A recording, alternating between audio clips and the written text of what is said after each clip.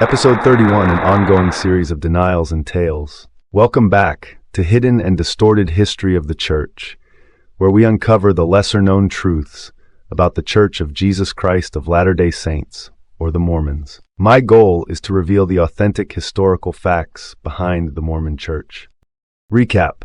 In our last episode, we delved into the provocative fifth lecture of faith, where Joseph Smith initially claimed that God was a spirit, only to later shift his views dramatically. We scrutinized how Smith and Oliver Cowdery engaged in crafting a revisionist history of the Church, manipulating narratives to suit their needs. Additionally, we uncovered the fraudulent origins of the Book of Abraham, exposing the deceptive tactics Joseph used to pass off this so-called scripture as divine revelation. This time, we're diving headfirst into the Church's earliest denials of polygamy, a watershed moment wrapped in secrecy and contradiction.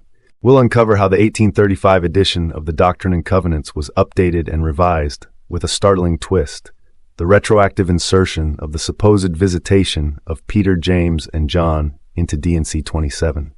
It's the first time anyone hears about this monumental priesthood restoration, a narrative that would become central to church doctrine. And guess what? The Whitmers aren't staying quiet about it. They speak out, raising serious questions. Part 1, more denials piled up. The August 1835 denial of polygamy, led by William W. Phelps and Oliver Cowdery, was a strategic moment in Mormon history, designed to cover up the growing rumors surrounding Joseph Smith's secret teachings. At this time, polygamy was a covert doctrine, shared only with a few trusted individuals, but whispers were spreading outside the church, threatening to unravel Joseph's image and destabilize the faith he was building. In response, the church made a public statement, flat out denying polygamy and adding it to the Doctrine Covenants as Section 101, which stated that marriage was between one man and one woman. This was a calculated move, designed not just to appease outsiders, but to mislead members of the church who were unaware of what was being taught in secret. The section remained part of the D&C until 1876, long after polygamy had become an open practice. Even FAIR LDS acknowledges this contradiction. In fact, the statement remained in the D&C until the 1876 edition, even though plural marriage had been taught to specific individuals since at least 1831, practiced in secret since 1836, and practiced openly since 1852. The matter of not removing it in 1852 was simply due to the fact that a new edition of the D&C was not published until 1876. FAIR's explanation doesn't hide the fact that Joseph Smith and others were already practicing polygamy behind closed doors. The church's public denial wasn't just a defense against external criticism.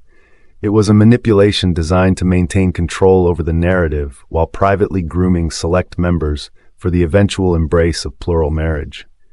Joseph Smith had already revealed the principle of plural marriage to trusted associates like Oliver Cowdery before the Fanny Alger incident, which occurred in 1832.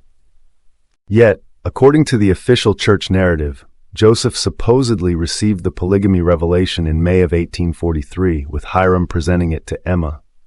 This timeline is a fabrication designed to delay the exposure of polygamy for as long as possible. What's more, Emma's discovery of Joseph and Fanny in 1832, 11 years before the supposed 1843 revelation, raises serious questions.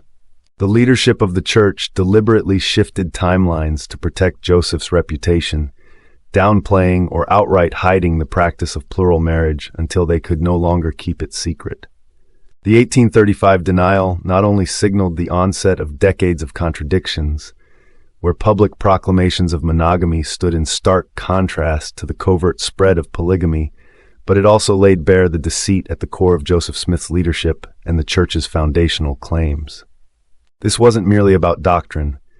It was a calculated ruse designed to preserve Joseph's authority and maintain the church's facade. Moreover, this denial reveals that Joseph Smith and the church leadership were not just misleading, they were actively perpetuating a lie. How do I know this? Beyond my personal disaffection as a former member, the evidence speaks volumes.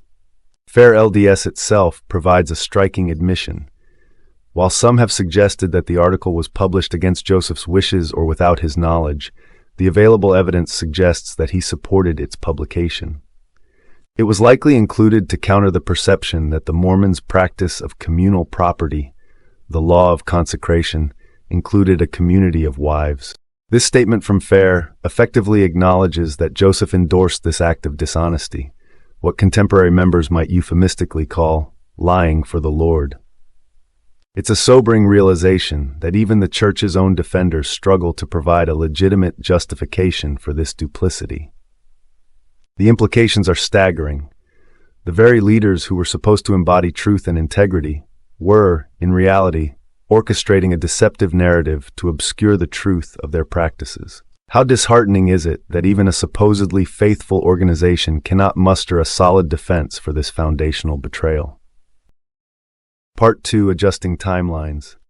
As I noted recently, the timeline surrounding Joseph Smith's supposed revelation of plural marriage in 1843, juxtaposed against the Church's claims that polygamy originated in 1831, presents a significant dilemma. I'm not the only one who has highlighted this contradiction. Even Joseph F. Smith himself drew attention to it.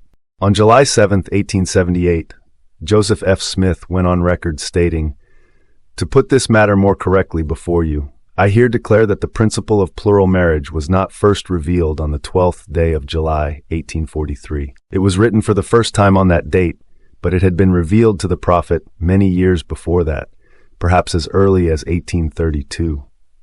About this time, or subsequently, Joseph, the prophet, entrusted this fact to Oliver Cowdery.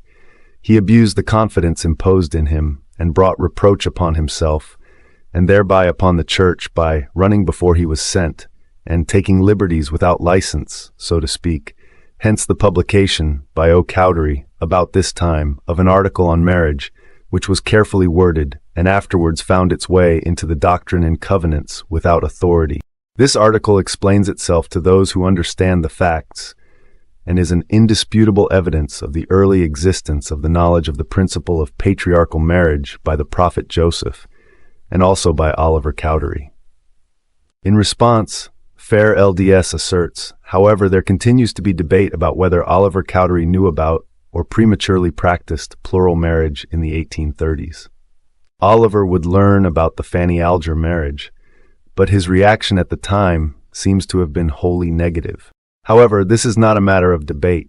It is a critique of church fallacies. The 1831 account of the plural marriage revelation was communicated to Cowdery, Phelps, and other missionaries sent to Missouri to convert the Native Americans, as we explored in a previous video. I previously discussed how Smith commanded the party to take Native women as their wives, including married men. The narrative we are told about 1832 cannot hold water, as Cowdery would have already been privy to such a revelation.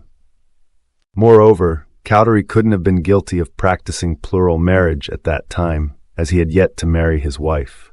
How could Oliver be accused of polygamy when he wasn't even married?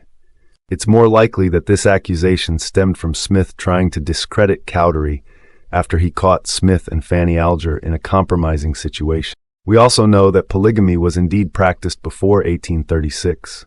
There are sources that place the Alger affair prior to 1836 and indicate a marriage in 1835. This timeline manipulation suggests that the Church is actively adjusting historical accounts to better align with its narrative, attempting to soften the implications for Joseph Smith and his associates engaged in plural marriage. Before the official revelation on plural marriage in 1843, an early edition of the Doctrine Covenants included a striking statement from Joseph Smith addressing growing public concern over his illegal practice of polygamy. Statement on Marriage. August 17, 1835. Inasmuch as this Church of Christ has been reproached with the crime of fornication and polygamy, we declare that we believe that one man should have one wife, and one woman but one husband, except in case of death, when either is at liberty to marry again. This begs a critical question.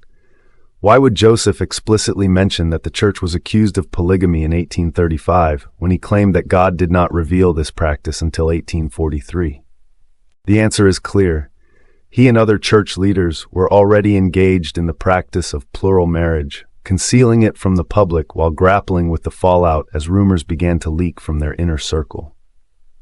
Despite persistent efforts by some to defend Joseph Smith's actions, arguing that he did not practice polygamy, the overwhelming evidence points to the contrary. Even the Community of Christ, formerly known as the RLDS Church, has acknowledged the truth.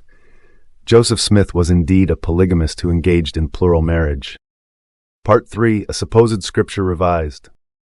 The 1835 edition of the Doctrine and Covenants was not just a revision.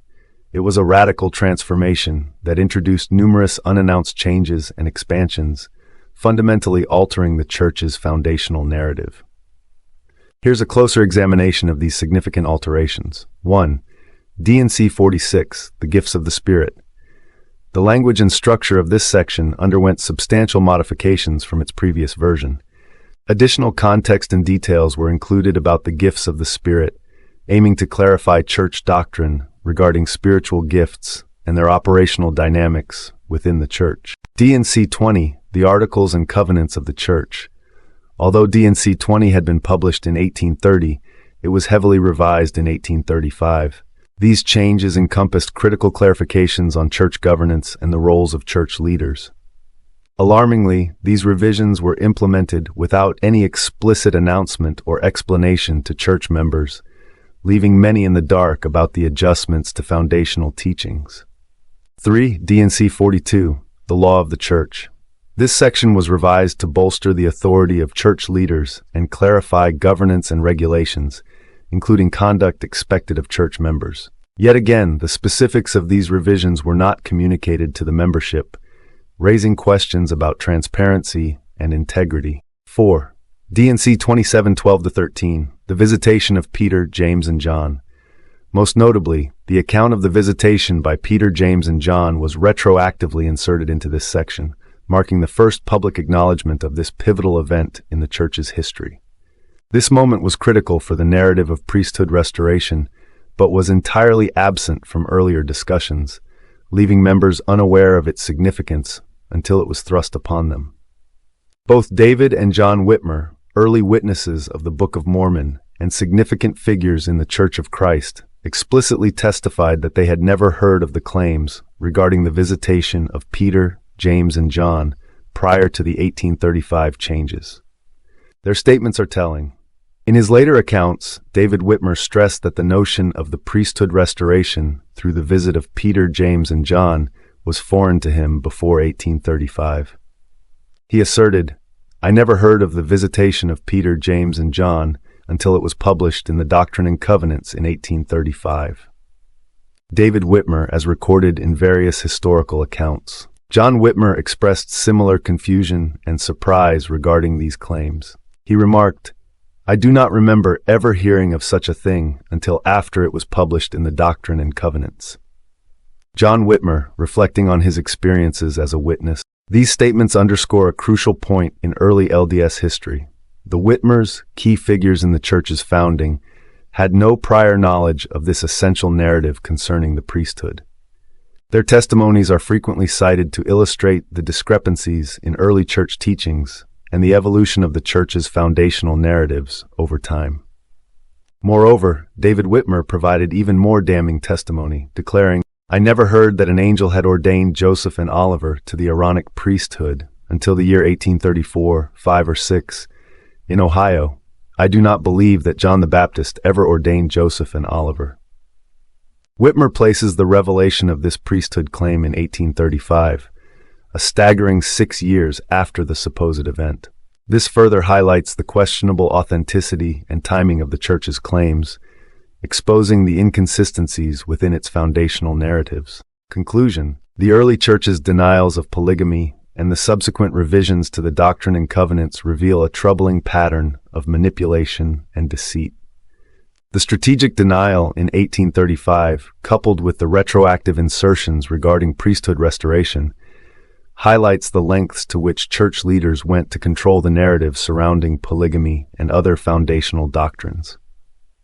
The testimonies of key figures like the Whitmers further underscore the inconsistencies in the Church's claims, raising critical questions about the authenticity of its foundational narratives. Ultimately, these revelations challenge the integrity of the Church's historical claims and the leadership's commitment to truth. Please watch for future videos, and thank you so kindly for watching. This is the Ex-Mormon Informant signing off for the day.